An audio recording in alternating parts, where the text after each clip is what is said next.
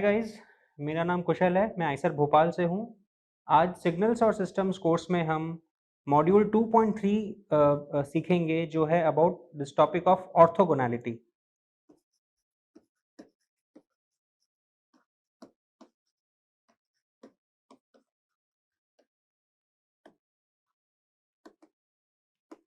तो ये ऑर्थोगोनैलिटी क्या होती है?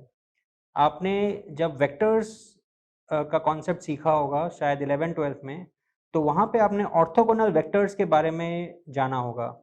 तो हम अगर एक 2 डायमेंशनल स्पेस अगर लेते हैं जिसमें हमारा एक्स एक्सिस और वाई एक्सिस है, और यहाँ पे अगर मैं कोई 2 वेक्टर्स अगर ड्रॉ करता हूँ, तो हम उन्हें ऑर्थोगोनल तब बोलते हैं जबकि वो 90 डिग्री एंगल पे होते हैं। यानी कि हमारे पास अगर 2 वेक्टर हैं R1 और R2, तो उन्हें ऑर्थोगोनल तब बोलेंगे जबकि वो उनका एंगल 90 डिग्रीज है, यानी कि जबकि उनका जो डॉट प्रोडक्ट है that is equal to 0।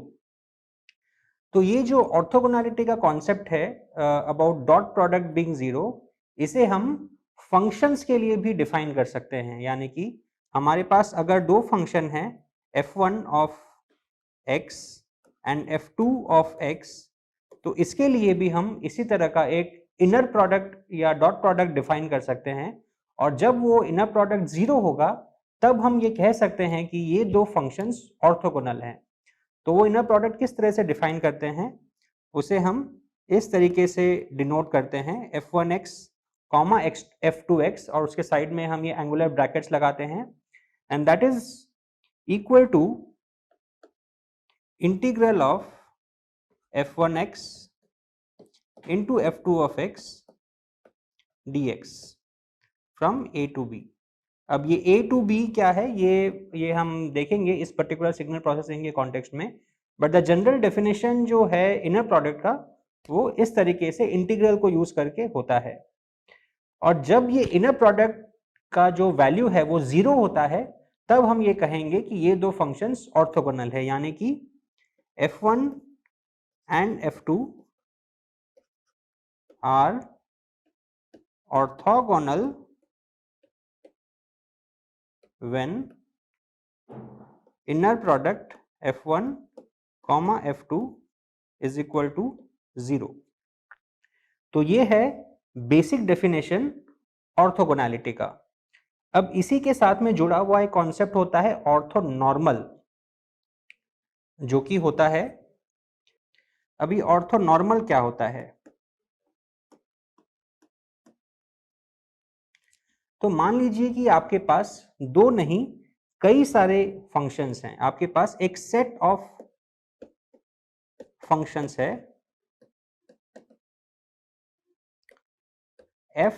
fi where I is 1 2 3 and so on। ये फाइनाइट भी हो सकता है, इनफाइनाइट भी हो सकता है, इससे कोई फर्क नहीं पड़ता है। तो अगर हम इस सेट में से कोई भी 2 फंक्शंस लें fi fj, अगर इस इनर प्रोडक्ट की वैल्यू 0 होती है when I is not equal to j, तो for all i not equal to j अगर ये इनर प्रोडक्ट 0 है, और जब i is equal to j है तो ये इनर प्रोडक्ट अगर 1 है, तब हम कहेंगे कि members of this set of functions are orthonormal. यानी कि हमारे इस सेट में जितने भी फंक्शंस हैं वो सब एक दूसरे के साथ में ऑर्थोनॉर्मल हैं। इसको हम इस तरीके से भी लिख सकते हैं। ये जो हमने डिफाइन किया है फंक्शन, जो कि 0 है when I is not equal to j and when it is 1 when I is equal to j, इस फंक्शन को हम डेल्टा i कॉमा j के सिंबल से हम डिनोट कर सकते हैं, जिसे कहा जाता है Kronecker delta function. Delta function 2 तरह के होते हैं, एक डिराक डेल्टा फंक्शन और एक क्रोनेकर डेल्टा फंक्शन। तो ये जो पर्टिकुलर डेल्टा फंक्शन हम यूज कर रहे हैं, ये है क्रोनेकर डेल्टा फंक्शन।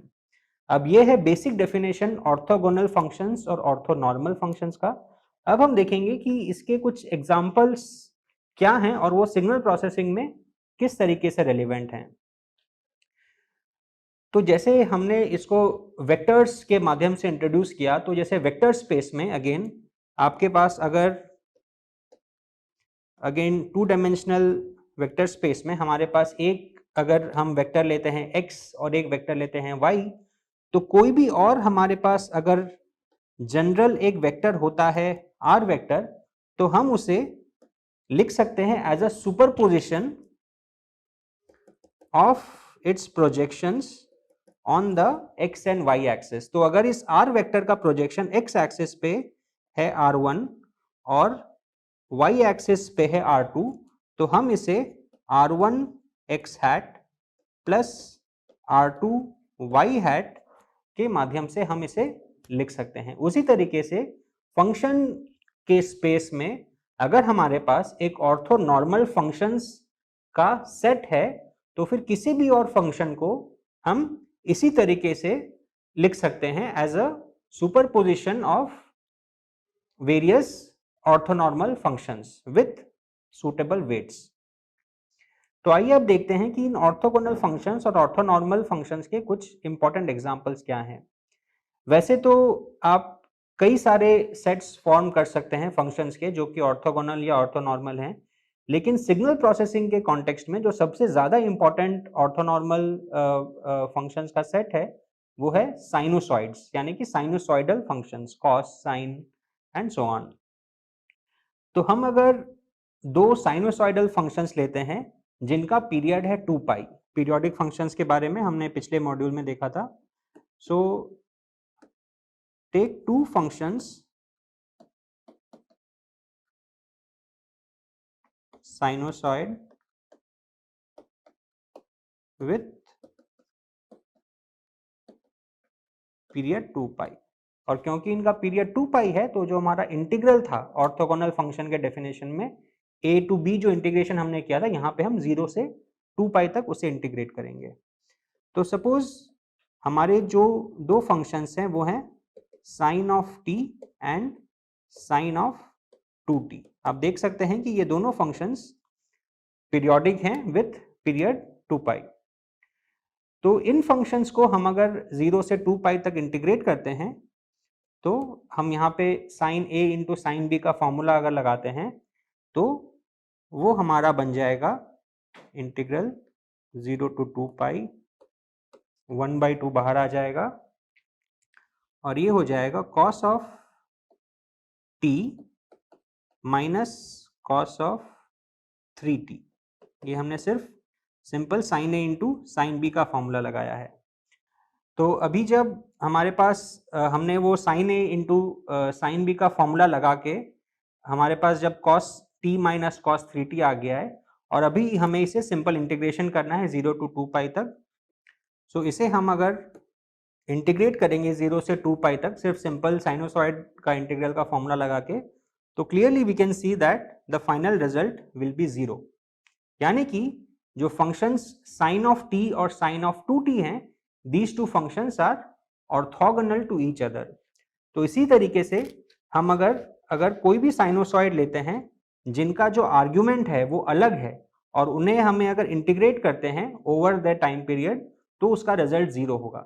अब देखते हैं कि अगर दोनों के आर्ग्यूमेंट्स अगर सेम है, यानी कि हम सेम साइनोसॉइडल फंक्शन को मल्टीप्लाई करके इंटीग्रेट करते हैं, तब क्या होता है। तो सपोज हम 0 से 2 पाई तक sine of t into sine of t, यानी कि साइन स्क्वायर ऑफ t को हम अगर इंटीग्रेट करते हैं, so sine square of t को हम half of 1 minus cos 2t लिख सकते हैं। So this will become half of 0 to 2 pi 1 minus cos 2t dt, और इसे हम अगर इंटीग्रेट करेंगे तो हमारा जो इंटीग्रल के अंदर में जो ये 1 है, इसको इंटीग्रेट करके हमें 2 पाई मिलेगा और ये जो cos 2t है इसका इंटीग्रल वापस से 0 हो जाएगा, यानी कि इसे हम अगर इंटीग्रेट करेंगे तो हमें मिलेगा हाफ इंटू 2 पाई। तो आप देख सकते हैं कि जब हमने साइन स्क्वायर t को इंटीग्रेट किया 0 से 2 पाई तक, तो उसका रिजल्ट नॉन जीरो आया, और जब हमने sign t into sign 2t जब इंटीग्रेट किया तो उसका रिजल्ट 0 आया।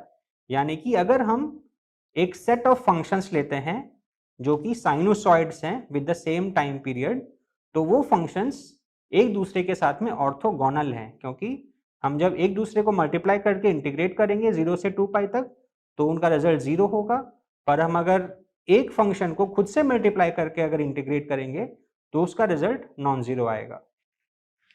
सो ये एक बहुत सिंपल एग्जांपल है ऑर्थोगोनल फंक्शंस का, जो कि हम आगे देखेंगे सिग्नल प्रोसेसिंग में कितना काम आता है।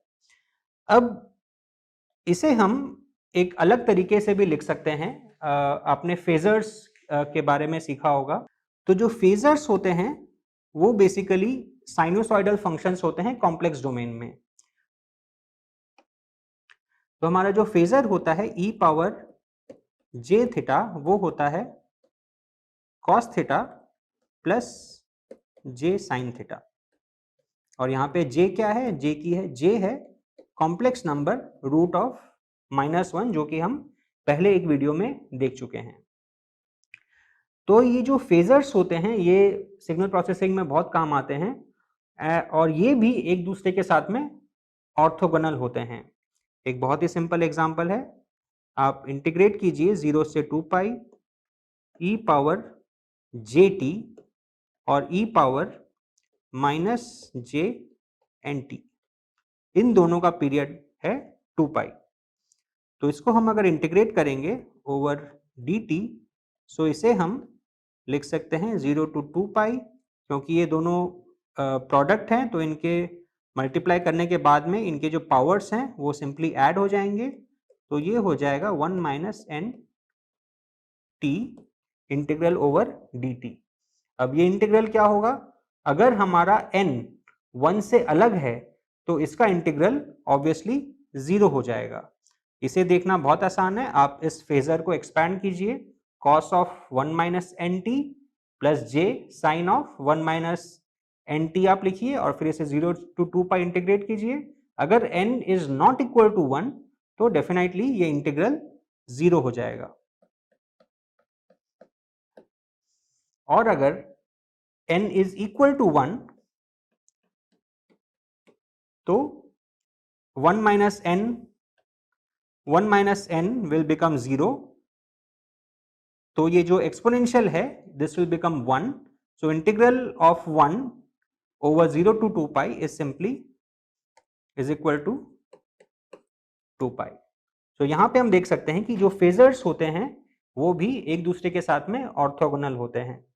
यहाँ पे अभी हमने कंटिन्यूअस टाइम सिग्नल्स डिफाइन किए हैं, आप इस सेम तरीके से डिस्क्रीट टाइम सिग्नल्स के लिए भी आप ऑर्थोगोनैलिटी डिफाइन कर सकते हैं। बस वहां पे डिफरेंस इतना आएगा कि जो इंटीग्रल है वो समेशन में कन्वर्ट हो जाएगा। तो इसका एक सिंपल एग्जांपल मैं देता हूं, इसके हम अभी डेरिवेशन में नहीं जाएंगे, डेरिवेशन हम बाद में देखेंगे जब हम डिस्क्रीट टाइम सिग्नल्स को और अच्छी तरीके से पढ़ेंगे। अभी के लिए मैं आपको सिर्फ एक सिंपल एग्जांपल दे रहा हूं। तो जिस तरीके से आप अगर डिस्क्रीट टाइम सिग्नल्स अगर लेते हैं e power j 2 pi by n